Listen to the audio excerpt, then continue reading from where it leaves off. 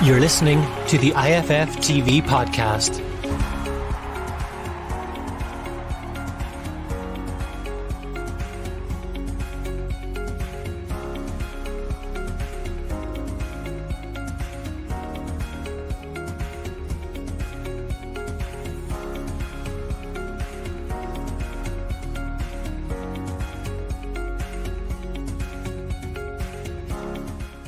Welcome to Irish Football Fan TV. This is the match previews. Myself, Paul Nealon, joined by the one and only Gary Spain.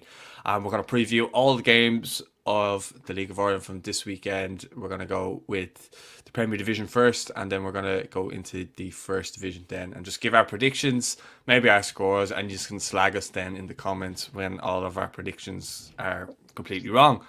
But we'll start off with Finn Harps against St. Pat's.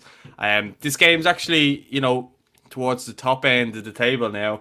Finn Harps has started the season really well. So have St. Pat's. I know Finn Harps' results of late in the last two games have been a bit mixed. Funny enough, you would have thought that they would have gone and beaten Longford the other night, but such as Longford, they're such a funny side. Like, they go lose 4-0 to draw the 1 week, and then they go and then they take on take on Rovers and give them a good account of themselves, and then they go to Finn Harps and it's 0-0. So it is such a mixed season right now. And Pats, to be fair to them, they made changes against Waterford, and they look really strong even when they're bringing players in. They were brought in a lot of younger lads there, Ben McCormack and Dara Burns. Dara Burns getting a second start and a second goal of the season. And then you had Ben McCormack, who made his first start for St. Pat's as well. So they've made changes, brought in other players, and Chris Forrester seems to be really pulling the strings there, and he really seems to have found his form again.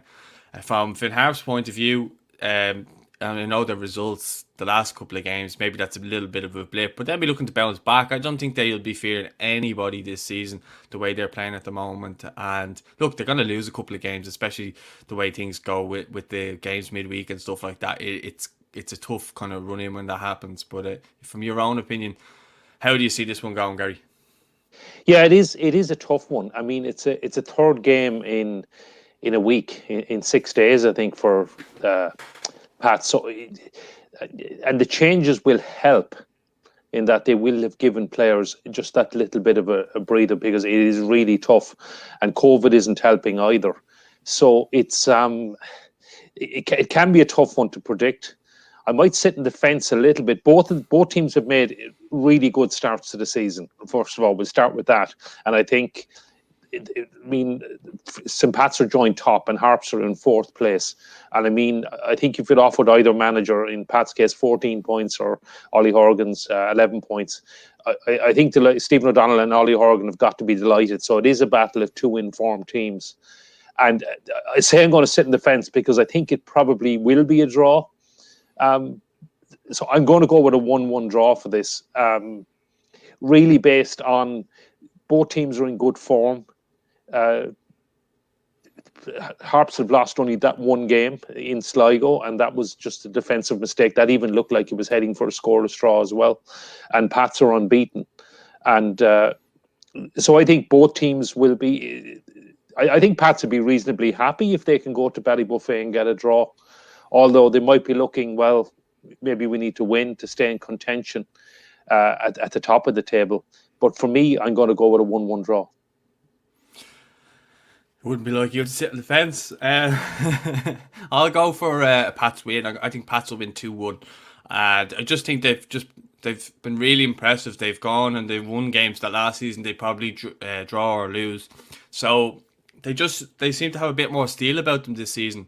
I don't know what that's from. I just even looking at their defence the other day, just a very, very good defence. Like Lee Desmond, I think, has been absolutely outstanding for a number of years now, and I think he's actually brought his levels up. Paddy Barrett as well will obviously help them at the back there as well. I think he's been a great boy to come in there, and he's a good leader at the back there for Pats as well. So then you have Ian Birmingham and Shane Griffin. They seem to play in a very interesting formation as well. Sometimes Shane Griffin will be the fullback tucking in, and then sometimes Ian Birmingham will be the centre back or whatever. So it seems to be getting a bit of, I suppose, longevity out of Ian Birmingham as well, in terms of maybe putting him in a central position as a centre back almost. Not always, but at times maybe when they're defending and then when they're attacking, he kind of goes down the left or whatever. So it was interesting to see kind of how they play.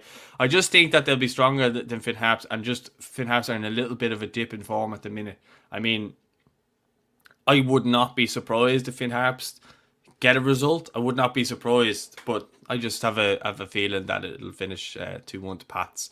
But I think the first goal in the game is key there. I think if Finn Harps take the lead, I think Pats will struggle. But I think if Pats take the lead, I think then they'll get a second, and then maybe later on Finn Harps will get a goal. That's just the way I see it. I could be wrong. Finn Harps fans are probably going mad at me now, but it is what it is. Look, it's only a prediction show. But yeah, look, the Dublin Derby is also on Friday night as well, and that's kicking off at 7:45, and that's on RTE2. I'll actually be covering that game in Tallaght Stadium. So this is going to be a feisty one, obviously, with Rovers and Bohs. It always is.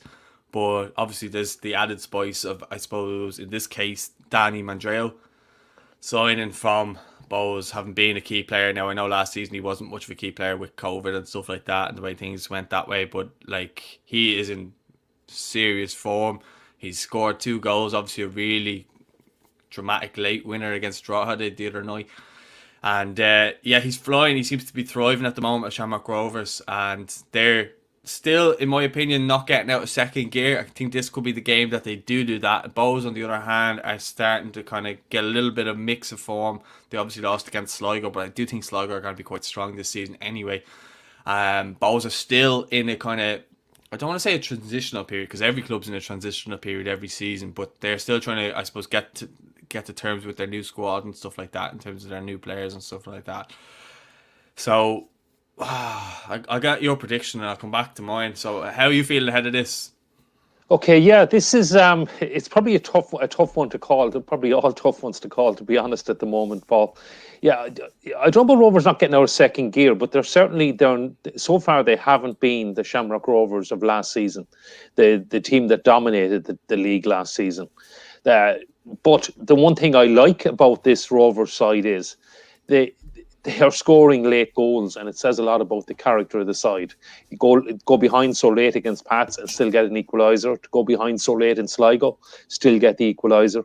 Danny Mandrell, as you said, to get that last gasp winner in Drogheda, when it looked odds on it was going to finish 0-0. So there is definitely great character in the side, even if they're not firing on all cylinders. Now, remember, they have lost absolutely key players in the likes of Jack Byrne and Aaron McAniff as well. Now, I know they've signed well. They've made some good signings. Denny Mandreu, as you mentioned, Chris McCann, the likes of Sean Gannon's a great signing, etc. But it's to me, it just doesn't look like the Shamrock Rovers of last season. Having said that, I mean, Bohs have been very much hot and cold as well. They didn't make such a good start. They'll have been very disappointed to lose in Ballybuffet, to lose at home to Pats. Appeared to turn it around. Some very good wins. Go up to Dundalk and win in Oriel Park. Go down and win in the RSC against Waterford. But that defeat against Sligo Rovers on Tuesday night's going to hurt them. And they did make changes. Both teams made changes on Tuesday with an eye to this game. Shamrock Rovers got away with it, and I think they got out of jail. They had that finished 0-0. I think Stephen Bradley would have been really regretting making the changes, because it's still the same points on offer for playing Bohs as it is for playing Drogheda. Bohs, I think Keith Long is going to have to regret it, and because they would have been. I mean, you're right. Sligo have made a very good start to the season, but I think they would have been going to Dalymount very happy with a point, and coming away with a 3-1 win is certainly a real bonus for them. And I think just Shamrock Rovers have that just bit more quality. Now, it is a Dublin derby, and up to last season, Bohs had a bit of an Indian sign over Rovers and were pulling out wins when they weren't expected to win. But I think Shamrock Rovers will just be too good on Friday night. But a derby match, it can be impossible to predict. But I'm going to go 2-1 to Rovers. It's not a bad show. You're not sitting on the fence of this one then, Gary, no. But I think with Rovers, they do have quality. But the thing is that they've players like Dylan Watts who are coming off the bench and affecting games and helping them win games. I mean, you look at, he came on against Longford last week, the free kick, he played his part in the free kick. I know he took the free kick, hit the wall or whatever, but he was part of the reason why they won the game. Sean Gannon obviously gets the late goal. Quite a jammy goal, if I'm being honest. And they know that they rode their luck, but that's what I mean about them not getting out of second gear. But they have players like Dylan Watts to be able to come on and change the game. I know Dan Mandreo, Graham Burke came off the bench the other night, but Dylan Watts has actually been a regular on the bench for Shamrock Rovers. And you have someone like him who can come off the bench and make a bit of a difference.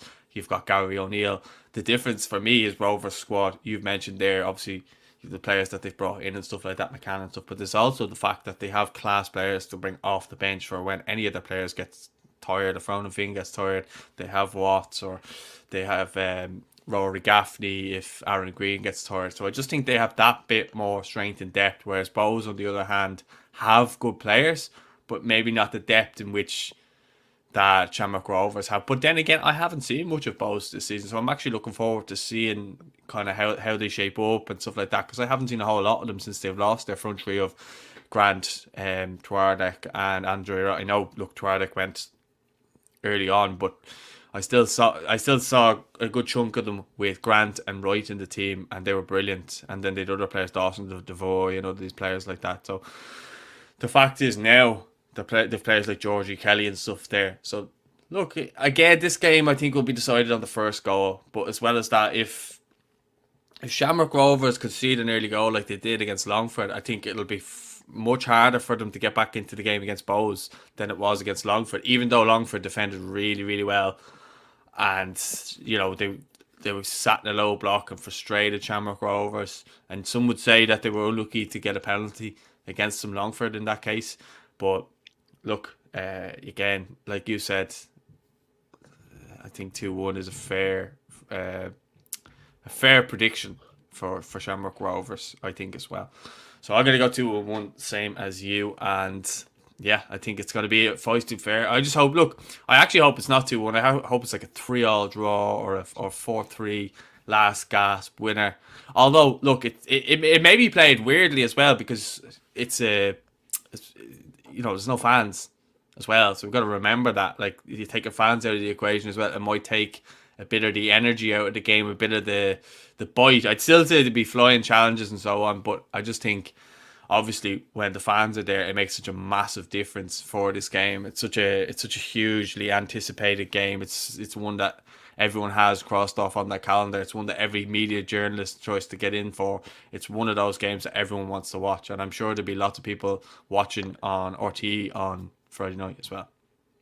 Yeah, I mean, it is a pity. It really is that there's no fans. And it's when the big games like this come around that it really hurts even more. I mean, this is a game that probably would have sold out Tallaght Stadium tomorrow night. I mean, that's the reality.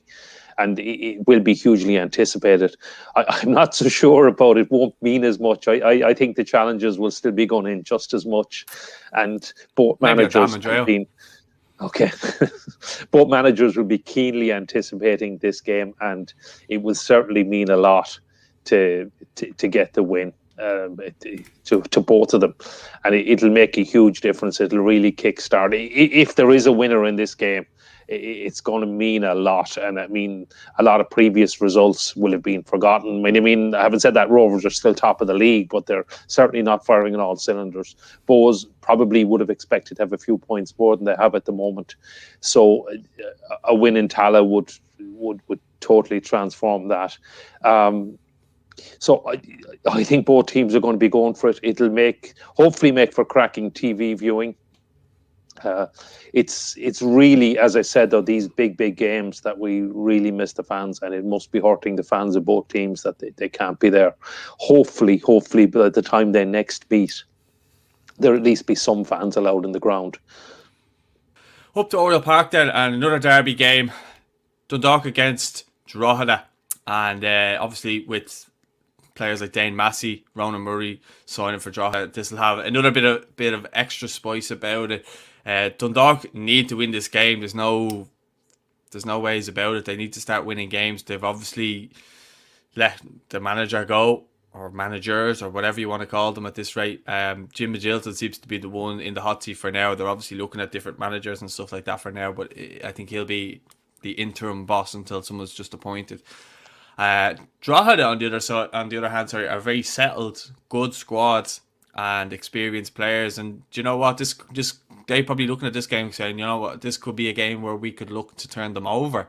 If ever there was a time to play them, type of thing, I think it would be now for Drogheda, you know, to try and get a result about them because they've been so dominant in recent years. So I think Drogheda will be looking at this and kind of coming into this one with no fear.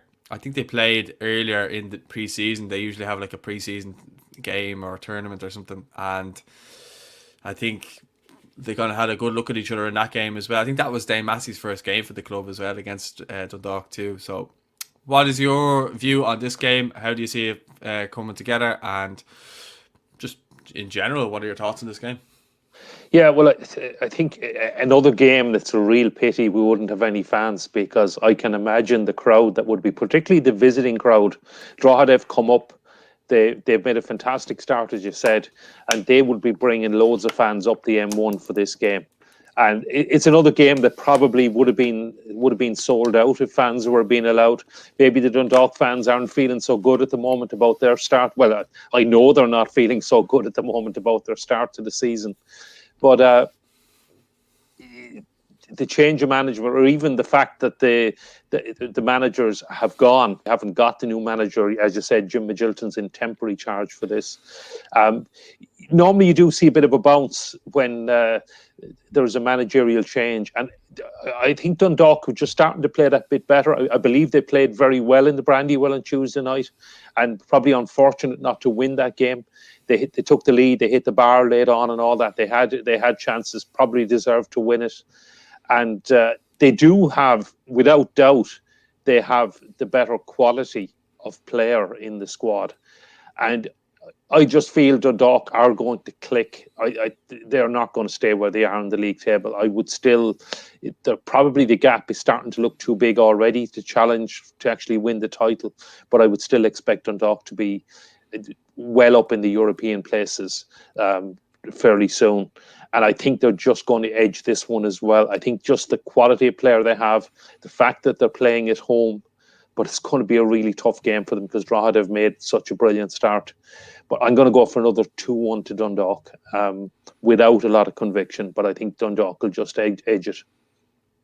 Yeah, I think what you said there is correct. They obviously have far better players in terms of if you actually look at the personnel in both squads. And we've mentioned before on previous shows how Dundalk have actual international players in their team. Then you've got to look at the likes who've been quality in the league for a number of years. Michael Duffy, Patrick McElhenney, Patrick Hubin, David McMillan, who scored again the other night. And obviously Michael Duffy's played his part in that goal. But I look at Drogheda. They managed to look. I know they lost in the dying seconds against Shamrock Rovers, but they've been coming out and putting in good performances against a lot of good sides this season, and they probably came away with maybe a narrow loss here or there, but they've also, you know, got narrow wins as well. You remember the Waterford game as well. So I don't think that Drogheda. I really expect this to be a tight one, and I think it will be decided by a single goal. I'm gonna go. I think what you said about Dundalk clicking kind of is true. So I'm gonna go for a Dundalk 1-0 win. But I would not be surprised if the scoreline was reversed on the weekend and Drogheda win 1-0. I would not be surprised just at this moment in time. But I think a late Dundalk goal, a 1-0 win. I think that'll be what happens. And then that might be the thing that turns their season around, and that might just be the kickstart they need, and then start going out and performing like we know that they can, but they just obviously haven't hit their stride at all yet, and it's just been a little bit of a bumpy road. And now they'll be looking to kick on. Again, if you had said to Drogheda earlier on the season when you're looking at that game, they'll probably be targeting and saying, oh, we'd probably be looking to get a point out of that game early in the season. Not now. Now they'd probably be targeting saying we could get a positive result up there, a win or a draw at the very least. But yeah, look, it'll be interesting to see how that one actually goes. But like you, I'm going to go for a Dundalk 1-0 win. I know you've gone 2-1, but you've gone for a Dundalk win. Then there's two more games in the Premier Division, and it's Waterford against Longford. Two teams that I think will be competing. I think this is a bit of a 6-pointer. already. I think this is a bit of a 6-pointer for the bottom of the table, and not saying that in a disrespectful way. I just think having watched having watched Waterford against Pats the last night, I just feel as though, and I was saying to Kevin Sheedy after the game, just missing a leader. They just haven't got someone who can keep the lads, the heads together, because there's a lot of young players in the squad, and when they're not doing something right, they're bickering and arguing amongst each other in the middle of the park. Adam O'Reilly and Timo Sobowale were just arguing constantly throughout the game against Pats the other night for Waterford in midfield, and you just feel as though if you had an older head in there, maybe an Oscar Brennan or someone like that, who'd just say to them, lads, just shut up and get on with it, because you're wasting so much energy on fighting with each other that you're not focused on the game as much. And I just feel as though that's all they're lacking. They're putting in good performances and they're not a bad side. They're just very young and inexperienced, and that's my only worry about them. It's just they don't have a leader in the team to just carry them through games and just keep the level head in games, that they're still in games, but they feel like there's just no way back. Again, goals would probably be hard to come by for them. But like, I was looking at their team the other night. They have a nice young lad on loan from, I think it's from Cardiff, Wade he's a winger, little small lad. Then they have John Martin up front as well, who I thought is very good. He just needs a goal. And then around the park, Adam O'Reilly, I think, is a very good player. So they've got good players around the pitch, and they had players obviously rested the other night. They had Josh Collins and a few other players as well who I think are quite good. So look, I think it's just about trying to grind out results until halfway through the season, where they could maybe bring in a couple of experienced players just to kind of have even around the dressing room when the morale is low. And then Longford, on the other hand, I think are a really good side and could probably end up winning this one, just because they do have those experienced players in amongst the squad. They've been playing together for a few years. They're a very settled team, and they've added players in there too. But I just think Longford have gone to teams this season and shown no fear and a lot of fight, and I just think that they are probably due a big win soon. I know, look, they were lucky against Shamrock Rovers. They had been beaten by Drogheda 4-0, but like they came back from a 2-0 scoreline against Bows, drew that 2-2, and they beat Derry as well. So they've come up and shown no fear. So I think they will be looking to probably turn over Waterford. I'd say they'd be looking at that as a game that they think they can win. Yeah, it's definitely a 6-pointer, as you say. I think, in fairness, Longford probably would have expected to be in a relegation battle this season. If anything, maybe even just targeting the playoff. Waterford, I think, less so. Waterford are going to be much more disappointed. Well, they're a couple of points behind Longford as well, but they're going to be more disappointed with the start of the season, and it does seem to be in a bit more turmoil. So that I can see why you're predicting a Longford win in this. One of the big unknowns, it is the third game. I know it's a bit of a cliche, but it's the third game in a week, and it is going to take its toll on players as well. And I just have a sneaking... I'm not even basing this on... I don't know if I'm basing this on logic or anything. I just have a sneaking suspicion Waterford just might sneak this one. And I'm just going more with my gut, because I see what you're saying about Longford being more organised, a more settled team. And I think on balance, maybe it would be fantastic if they can go down to the RSC and beat Waterford. It would open up quite a nice gap as well, and really lay down a marker for their battle, but it is a battle for survival. I just have a sneaking suspicion Waterford might sneak this 1-0, and maybe it's just the fact that they're at home, third game of the week. I know it's the same for both of them, but I don't know. I'm just going to go with Waterford 1-0. I hope Waterford win. I've actually decided that I'm going to support Waterford in the Premier Division. For what they did for me the other night, I'm going to start supporting them in the Premier Division. But I have to be kind of honest and realistic, and also unbiased, as I do with Chelsea, that I have to look at it and give my honest, what I actually think will happen. I actually, I don't think I've given a prediction yet, have I? Score prediction? You seem to edge towards a narrow Longford win, I thought, when you were summing up. I didn't give a prediction. I said it's a 6-pointer, but I didn't give a prediction of how do you know what? I think this one could actually end in a draw, which is obviously doesn't really suit either side. I mean, it's another point on the board, but I think Waterford need to win this more than anyone. And yeah, I still think Longford will be the stronger team in this scenario, but I want Waterford to do it. I'm going to go for, I will go for the narrow Longford 1-0 win. But I hope that Waterford could get something out of it and maybe then keep grinding out results to the mid-season and then hopefully get a couple of experienced players in just to help them. And then I think they'll start getting on a bit of a run and then actually, climbing back up the league. But that's just how I feel about it. But we'll move on to the showgrounds. Did you give a score prediction actually? I went 1-0 Waterford. More of a gut feeling than based on logic. I'm sure Waterford fans will take that. So yeah, happy days. So I won't be murdered.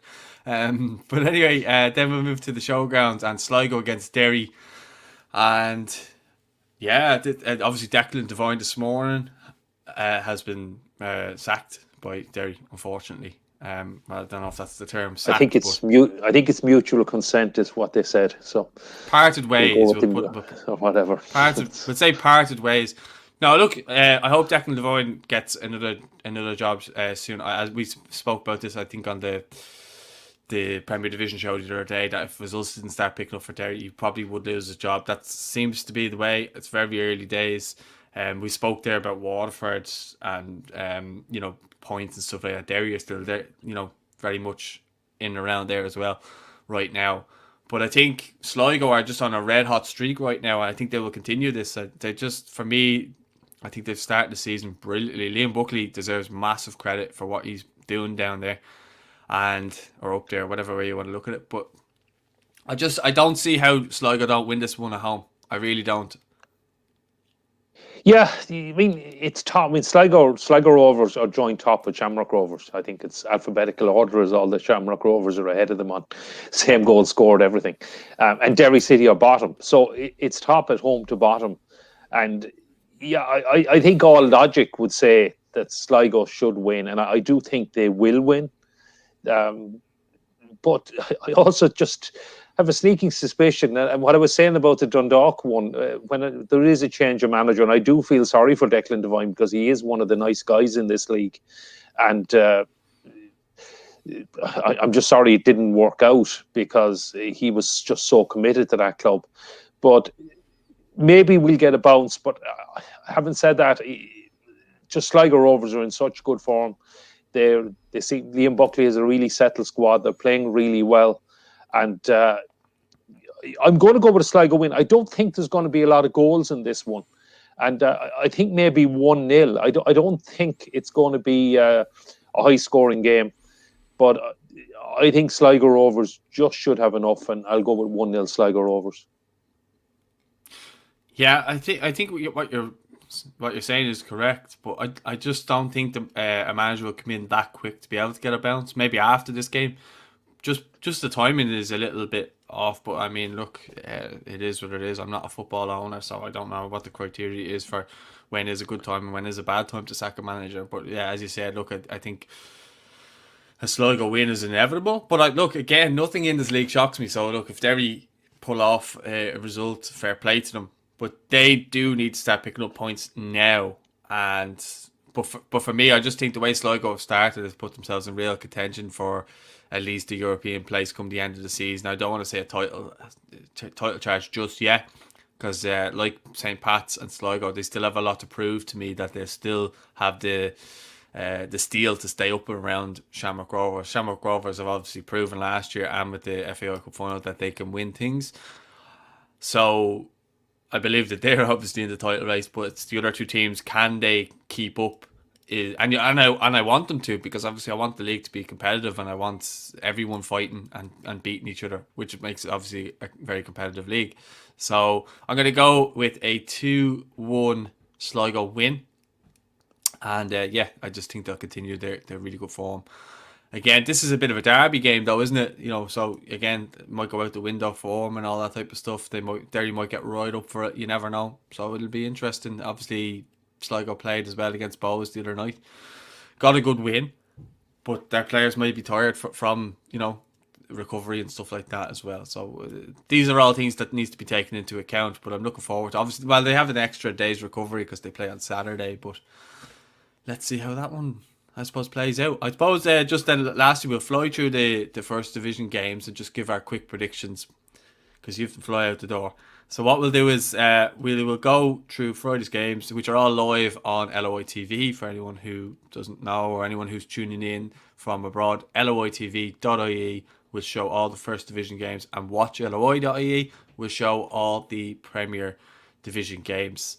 Right, just quick for one step. We're going to fly through the first division games just to finish off. So, Athlone, Wexford, your prediction. Boom, go.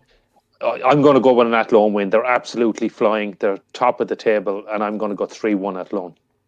It's funny, I was feeling 3-1 myself. I'm going to go 3-1 to Athlone myself. I just think that they've shown, well, what they could do so far this year. They've been great, and they've obviously got great players as well. It won't be like the Premier Division where they'll have played a game midweek. They'll be fully fresh from last week after a good win over Bray. And as you say, 3-1 I think is a fair scoreline there. Unfortunately for Wexford fans, we probably won't be popular with them this week. But look, it is what it is. Cabinteely, Shelbourne, Stradbrook. Yeah, I know you've got a bit of bias in this one. I suppose I fancy Shells probably to win the first division title at this stage, and I think just the extra bit of quality in the players they have, they should just have enough to edge this one in Stradbrook. Now Cabot keeps surprising me. They surprised me last season. They made a really good start to this season, winning the first two games, and they were really unfortunate to have the Galway game called off, and I think that hit them. But I just think Shells will edge this one, and I'll go 2-1 Shells. Okay, I'm going to go with 3-1 to Shells.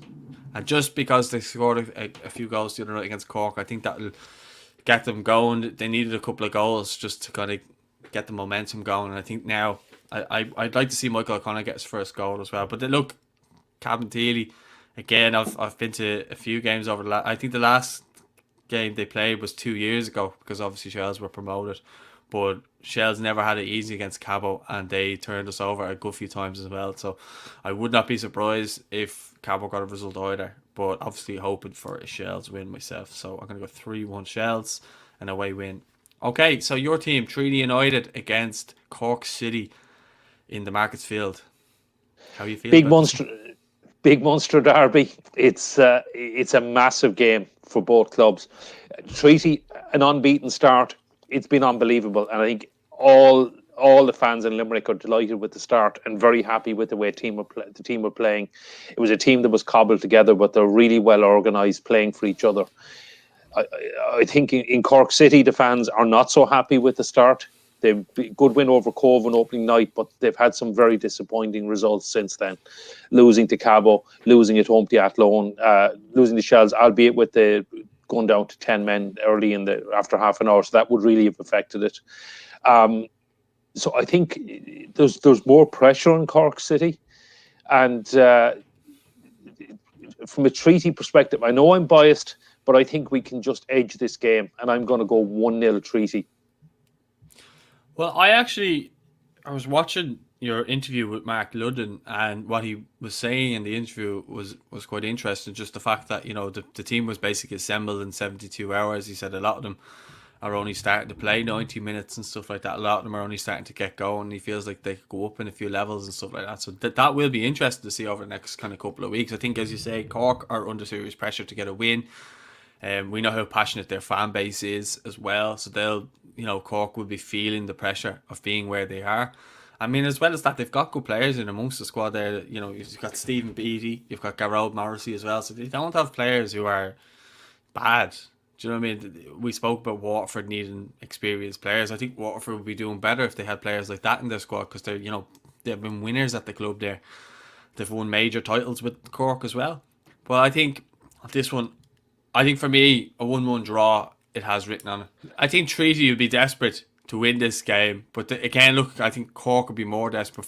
But for me, I think a 1-1 draw will be the result. I'd be surprised if it finished otherwise. But look, I'm sure you'll be hoping for a win, and I'm sure Aaron and the lads would be hoping for a Cork win. But a draw is what I'm predicting. And then just there's two more games. Galway against UCD, which will be a very tight affair, I think, considering the way things have been going this season in Eamon Deacy Park. And yeah, Galway have had a very mixed start, whereas UCD are absolutely flying. So I'm going to go for a UCD win, a 2-1 win. Just because Galway have been, they looked to me at the start of the season like they were going to be a real force, but I don't know why the way they've started the season just hasn't been great. And UCD, on the other hand, will be coming in full of confidence, flying in form, and free scoring. So I just think a 2-1 win for Galway for me. Yeah, UCD, they're really banging in the goals, and Colin Whelan, who got a lot of goals from them last season, is absolutely flying at the moment. And Galway have been a big disappointment for me. They haven't won a game on the pitch yet. Appreciate the Cabo game was not played in the end. I